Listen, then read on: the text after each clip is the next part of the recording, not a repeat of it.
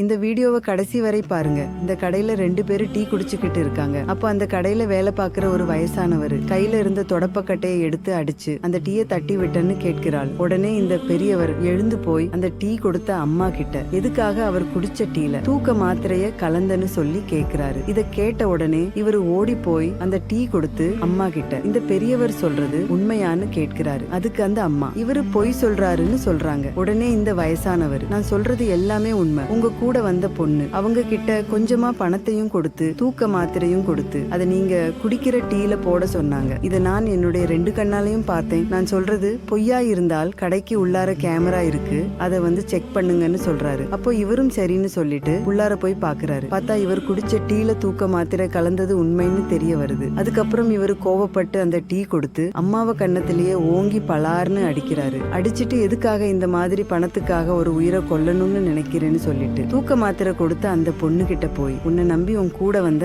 எனக்கு ஏன் இப்படி பண்ணன்னு சொல்லிட்டு அந்த பொண்ணையும் போட்டு அடிக்கிறாரு. அந்த பொண்ணும் ஆமாண்டா நான் அப்படித்தான் பண்ணுவேன், உன்னால என்ன பண்ண முடியும்னு சொல்லி திமிரா பேசுறான். அதுக்கப்புறமா இவரு நான் உன்னை லவ் பண்ணதுக்கு தண்டனை தான் இது, உன்னை நான் சும்மா விட மாட்டேன், உன்னை கண்டிப்பா நான் போலீஸ்ல புடிச்சு கொடுப்பேன்னு சொல்றாரு. உடனே இந்த பொண்ணு நீ உயிரோட இருக்கணும்னா இந்த விஷயத்தை இப்படியே விட்டுரு, போலீஸ்ல எல்லாம் சொல்லாதேன்னு சொல்றா. மறுபடியும் கோபப்பட்ட இவரு நான் கண்டிப்பா போலீஸ்ல சொல்லுவேன்னு சொல்லிட்டு அந்த பொண்ணை அடிச்சு போட்டுட்டு தன்னோட உயிரை காப்பாத்தின இந்த பெரியவர்கிட்ட மன்னிப்பு கேக்குறாரு. என்ன நடந்ததுன்னு தெரியாம நானும் உங்களை அடிச்சிட்டேன், என்னோட உயிரை காப்பாத்தினதுக்கு ரொம்ப ரொம்ப நன்றி சார்னு சொல்றாரு. அதுக்கப்புறமா அந்த பெரியவர் அந்த பொண்ணை கூப்பிட்டு உன்னை நம்பி வந்த ஒருத்தருக்கு எப்படி உன்னால துரோகம் பண்ண முடிஞ்சதுன்னு சொல்லிட்டு அந்த பொண்ணுக்கு நிறைய விஷயங்களை எடுத்து சொல்றாரு. அதுக்கப்புறம் அந்த பொண்ணு இவர்கிட்ட என்ன மன்னிச்சிடுங்க, என்னுடைய முட்டாள்தனத்தினால நான் இப்படி பண்ணிட்டேன், என்னை ஏத்துக்குங்கன்னு சொல்லி கெஞ்சுகிறாள். ஆனா அவரு இனிமே நான் உன்னுடைய மூஞ்சில கூட முழிக்க மாட்டேன், இனிமே உனக்கும் எனக்கும் எந்த ஒரு சம்பந்தமும் இல்லைன்னு சொல்லிட்டு அங்க இருந்து போறாரு. தனக்கு என்ன நடந்தாலும் பரவாயில்லைன்னு சொல்லிட்டு ஒரு உயிரை தைரியமா காப்பாற்றின இந்த பெரியவரோட செயல் உங்களுக்கு பிடிச்சிருந்தா இந்த வீடியோவுக்கு ஒரு லைக் போட்டு கமெண்ட்ல சூப்பர்னு கமெண்ட் பண்ணுங்க.